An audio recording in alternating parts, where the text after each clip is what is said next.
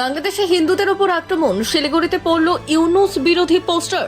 অশান্ত বাংলাদেশ, বাংলাদেশের অন্তর্বর্তীকালীন সরকারের প্রধান মোহাম্মদ ইউনূসের বিরুদ্ধে শিলিগুড়িতে পড়ল পোস্টার। বাংলাদেশের রাজনৈতিক অস্থিরতার পর মোহাম্মদ ইউনূসের নেতৃত্বে গঠিত হয়েছে অন্তর্বর্তীকালীন সরকার। এই সরকার গঠন হওয়ার পর থেকে বাংলাদেশে হিন্দুদের উপর অত্যাচার বেড়েই চলেছে। বাংলাদেশ ইসকনের সন্ন্যাসী চিন্ময় কৃষ্ণ দাসকে গ্রেপ্তারের পর থেকেই অশান্ত হয়ে উঠেছে পরিস্থিতি।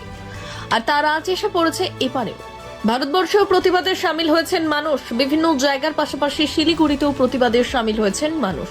এরই মধ্যে শহর জুড়ে পড়ল ইউনূস বিরোধী পোস্টার। শিলিগুড়িতে বিভিন্ন স্কুলে ঢোকার সামনে রাস্তায় লাগানো হয়েছে এই পোস্টার। আপনারা সবাই জানেন বাংলাদেশের পরিস্থিতি কী হচ্ছে। বাংলাদেশে যেভাবে আমাদের হিন্দুদের উপর অত্যাচার হচ্ছে, সনাতনীদের উপর অত্যাচার হচ্ছে, এবং সেখানে সনাতনীদের উপর যেভাবে আক্রমণ হচ্ছে এবং প্রতিনিয়ত যে অত্যাচার, খুন, ধর্ষণ সংখ্যালঘুদের উপরে, তার যে প্রতিক্রিয়া আমরা দেখছি সারা বাংলাদেশ জুড়ে হিন্দুরা নিপীড়িত হচ্ছে।